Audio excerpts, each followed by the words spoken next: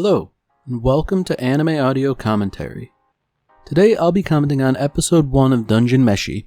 If you'd like to watch along, then start watching now.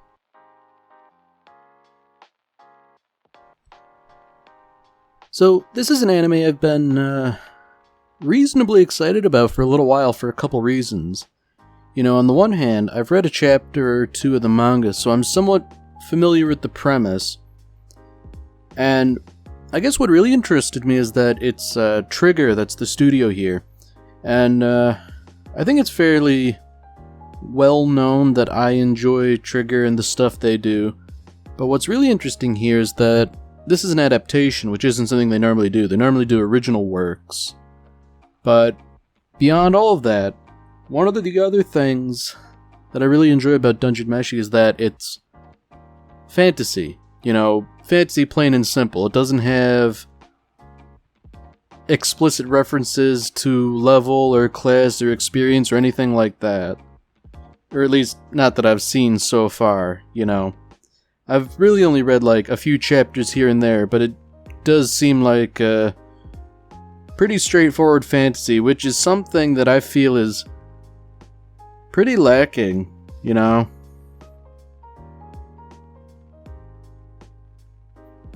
Now this is a pretty nifty sequence here, you know, a heroic band of adventurers fighting a red dragon, which, you know, to anyone who knows anything about Dungeons and Dragons, upon which this is loosely based, you know, that's something. Those dragons are mean critters, and they're not easy to kill. Now the unfortunate thing here is that the party was not properly rested, you know, they don't have sufficient stores of food, and that's starting to take its toll. You know, effectively, they're not doing as well as they could have been doing had they properly prepared for this. And instead of turning back, they decided to fight the dragon. And this is, you know, turning out rather disastrous. Were it not for Fallon here, they all would have died, no doubt. But, at the last minute, Laius, you know, he was saved by magic. And it seems like, he wasn't alone.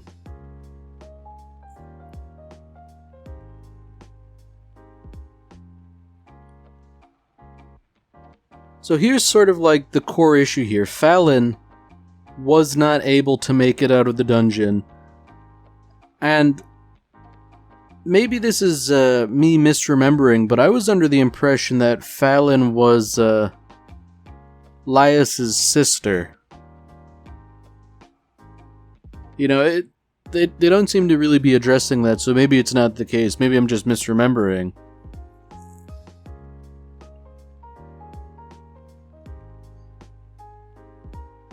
So I guess this is a rather bad situation for everybody to be in. You know, Fallon has been eaten by a dragon, they've been kicked out of the dungeon, they don't have the money for provisions to go back down. You know, it's a real dire state of affairs. I mean, Laius, to his credit, is willing to think of solutions, you know, maybe pawn off expensive gear, restock on food, and try going back in with cheap stuff. Yeah, that's a rather unfortunate question, you know. How much do you need to resurrect someone? It turns out, you know, resurrecting them from shreds will do, but post-digestion, I would say the odds are not good.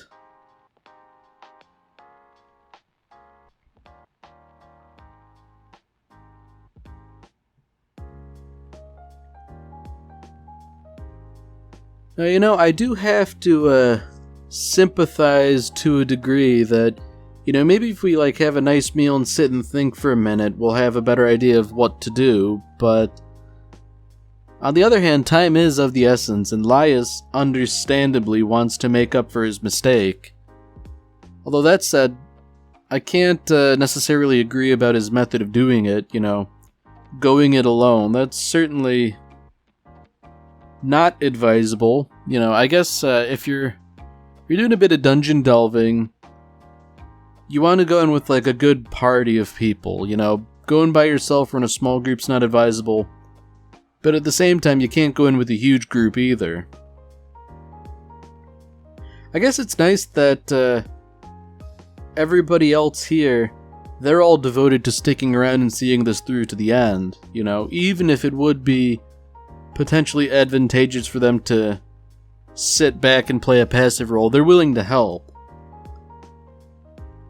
Now that said, you know, he's really asking them, like, you know, hey, you really sure about this? You know, I think that's more than enough to induce trepidation. And you know, this is something of an interesting prospect, because when you think about it, like a dragon, that's gotta be, you know, an apex predator, top of the food chain. And if that's the case, then that means there is a food chain for it to be the apex of. You know, it does make sense in a sense, you know. There are all sorts of critters in dungeons, and some of them are carnivorous, some of them wouldn't be. It only makes sense that some of them would eat others and all that. You know, sure, they might supplement their diet with the odd adventurer here and there, but when those aren't around, something else has to fill in.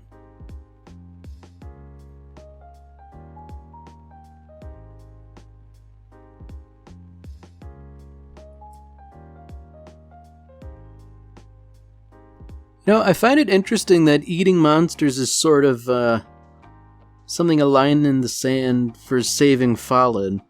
Because, sure, there might be a whole lot of monsters that are gross, and most of them that you wouldn't want to eat anyways, but, I figure, it's not a steep price to pay, all told. I mean, I'm not big on mushrooms or anything, but I feel like, if eating that guy is like the first step to saving a friend, that might be worth it, you know? I think it's also telling that Lias has a book that's essentially a guide to eating monsters in a dungeon, you know? It's not like this is just something he thought up. This is, I feel like you could almost call it a hobby, really. And you know what? Why stop with a mushroom, you know? Gotta get a scorpion, too, if one happens to be around. You know, I guess if nothing else, physiologically it's kind of similar to, a lobster or something like that, like a crustacean.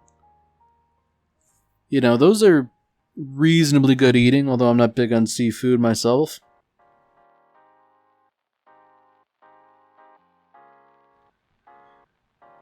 Now, I guess it's kind of nice that they're taking a bit of time to talk about the lore and the history of this world, you know. They're not sure what created this dungeon, what sort of magic it was or whatever, or why there are these monsters. And, you know, I guess it makes sense that they wouldn't have any real good answers for it. But at the same time, I'm not sure this is something that's going to be addressed, so you might not have to bother.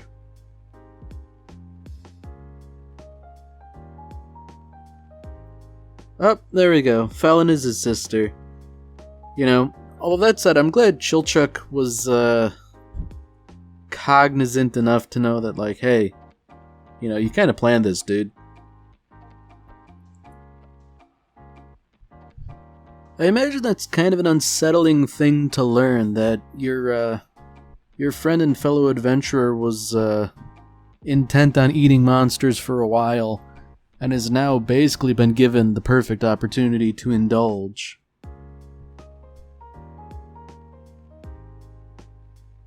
So I guess,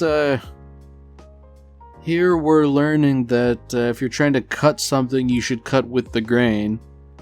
You know, be it wood or meat. You know, it's easier to cut one way rather than the other, but, yeah, that's something too, like, scorpion venom being safe to eat. I'm not sure how true that is, really, but I do think it's interesting that he didn't do anything to prepare the scorpion before dropping it in.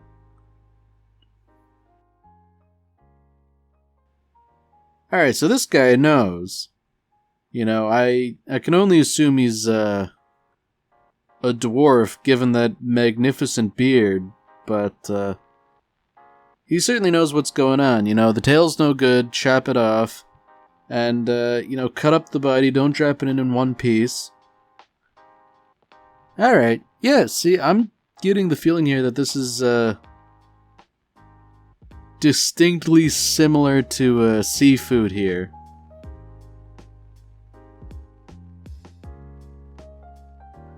So now this kind of begs the question, like, if this guy knows so much about cooking up stuff, then, surely he's got to be something of a kindred spirit, right?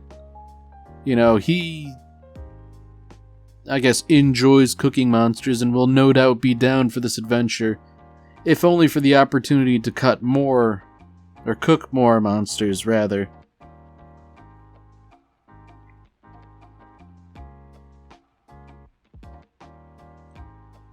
So Marcel's raising an interesting point here. You know, if a plant's growing in a graveyard, you wouldn't want to eat it just because it's essentially nourishing itself off of corpses. That's kind of like cannibalism by proxy.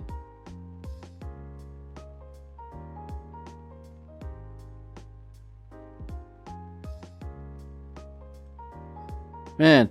You know, one would think that this sort of, like, meeting or gathering area would be kind of safe for monsters, but, that suddenly looked like a calculated attack by the slime. And I guess it's also interesting now that we're getting a bit of a, slime physiology lesson. You know, because normally they're amorphous, and in Dungeons & Dragons, gelatinous cubes are truly amorphous, like there's nothing to them. But these little critters here, they're sort of like giant amoebas, which is interesting. You know, if you rupture their cell membrane, as it were, like, that's it for them. And,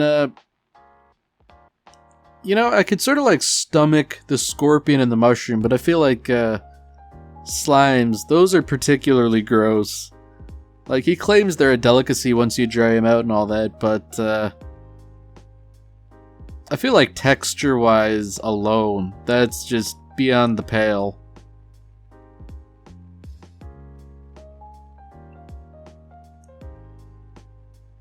Yeah, you know, that's a good point. This is a delicacy, but he's awfully willing to sort of share it up. I guess, you know, he's in it for the food more than anything else. I guess it makes sense, seeing as I was carrying around all this culinary equipment, which I feel like, if you're going adventuring, you'd only bring so much with you, you know? Just sort of like the essentials to ensure you're fed.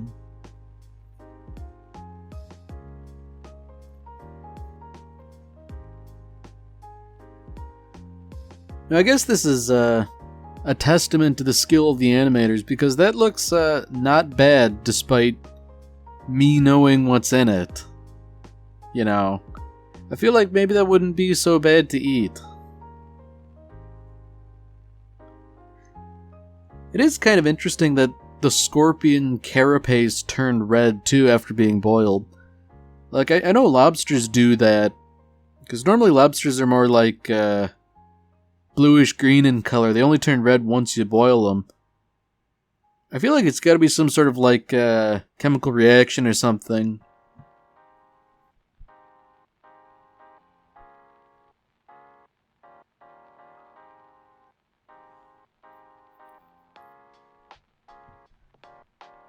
Alright, so, I feel like this is something that needs to go down in the book of dwarves being better than elves.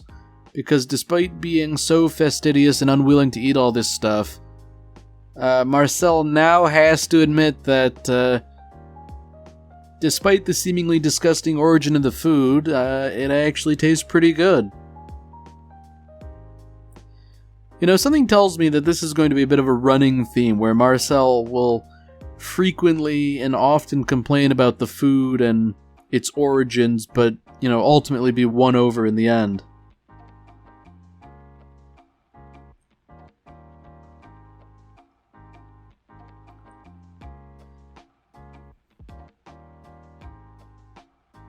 So I guess this is the moment of truth, you know. Is Senshi going to follow along with them? Because he's sort of intimating that he's a researcher. He's off on his own thing, but it seems like the idea of a red dragon is very interesting to him.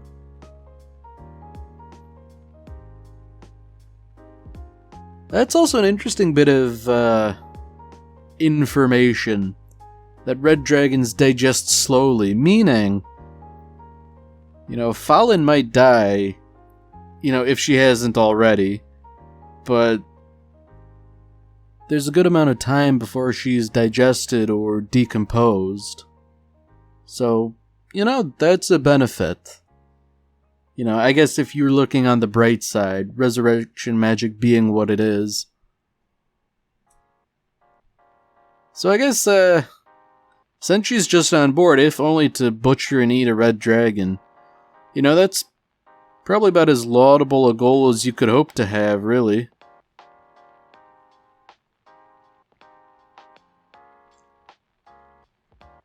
Now, I guess this really does give credence to the idea that there's a whole ecosystem down here, seeing as how there are trees. You know, normally one wouldn't expect to find trees underground, or like what vegetation there would be. I feel like it would have to be pretty sparse to account for there not being much sunlight. You know, they're just sort of waving away with a curse made this dungeon, so that's why things are kind of bizarre. I mean, really, that's all you need. Just, like, acknowledge that things are weird here. It's probably magic that did it. Let's move on, you know? The important thing here is that we find monsters and eat them. Now, I guess this does raise an interesting moral quandary, you know? Like, what's the line here that they draw in terms of what they will and won't eat? You know, because orcs are monsters, but surely you can't eat those, right? That's too close to cannibalism, even if they're technically a different species.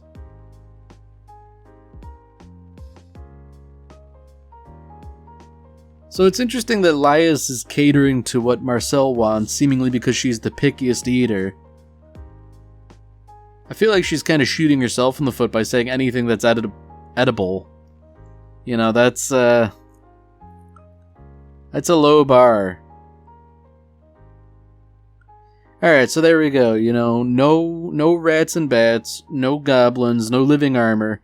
Like, you know, something quote-unquote normal. You know, I feel like there's only so much you can really eat monster-wise. Like, honestly, on that list, I feel like rat is probably your best option. Not that it's a good one by any means, but,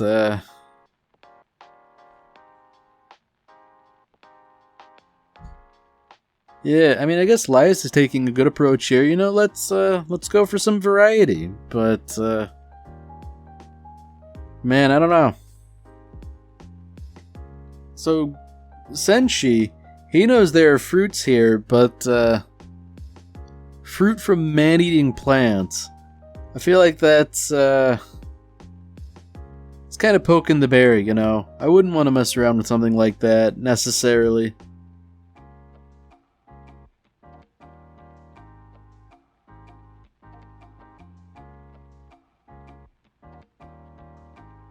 Alright, so that's interesting. You know, the plant doesn't so much eat them so much as it just immobilizes the creature until they die and rot into compost. You know, that's very peculiar behavior, because, like, I know there are things like Venus flytraps, which, well, trap flies, you know. They eat in a sense, but to just sort of, like, trap something and kill it and let it decompose, that's a novel behavior for sure.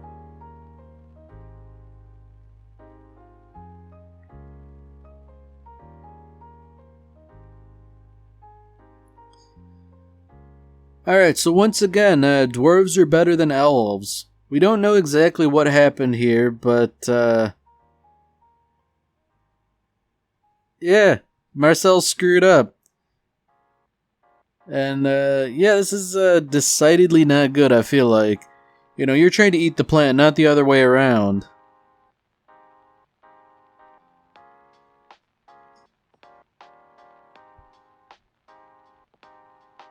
Yeah, you know, that's not refreshing information that, you know, okay, so this plant can't digest people, but other plants can, you know, watch out.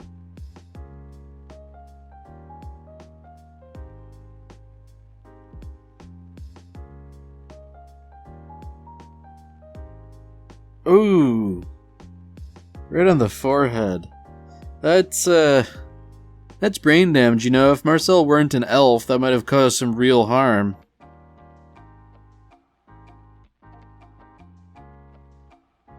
Wow, yeah, this is, deeply unsettling that plants will sort of lay seeds in the skin, for want of a better term. Like, that's messed up.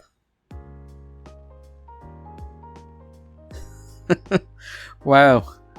Live Marcel reaction to that information. Yeah, you know, I guess at this point I probably wouldn't be too keen on sticking around and eating these plants either.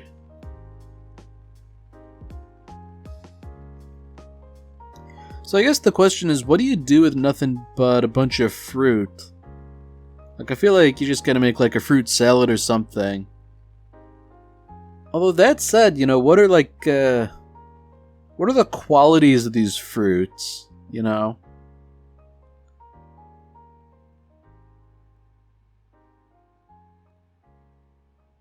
Okay, so I'm wondering if they're baking something, you know?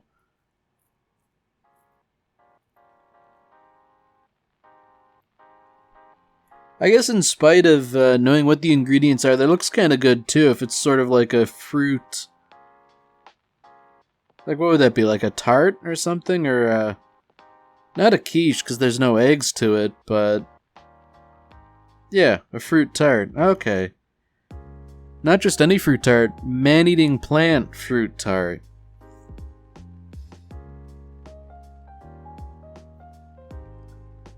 Alright, so that's interesting that it's savory. Because, you know, I guess when I think of fruit, they're normally sweet more than anything else, or, you know, occasionally sour, but not savory. You know, I'm not sure if I can think of a fruit that would be salty as opposed to sweet or sour.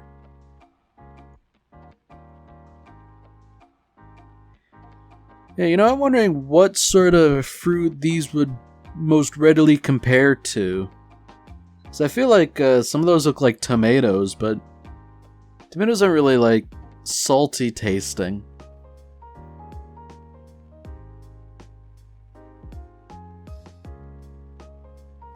I don't know, maybe it has to do with it being a sort of carnivorous plant.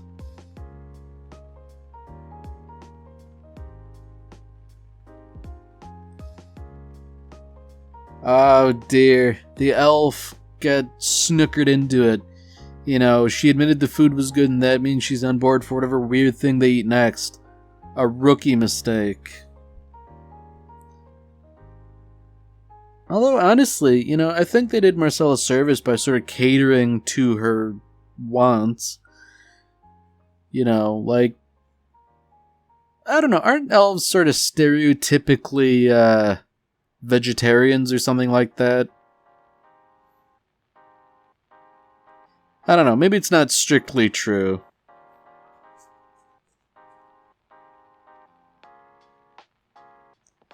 Yeah, I can't say I blame Marcel for having a nightmare with, you know, basically everything she went through, nearly being implanted with seeds. Like, that's gotta suck a lot, even if it didn't really happen.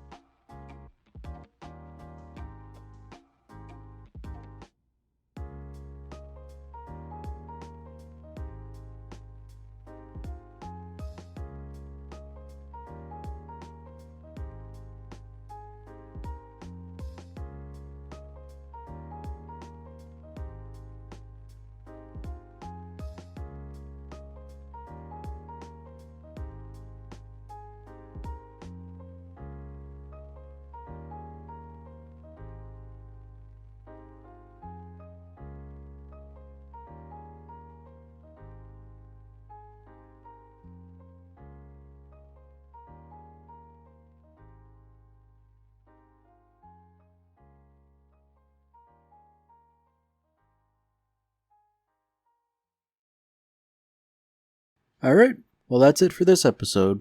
If you've enjoyed it, then by all means, tune in for the next one. See you, Space Cowboy.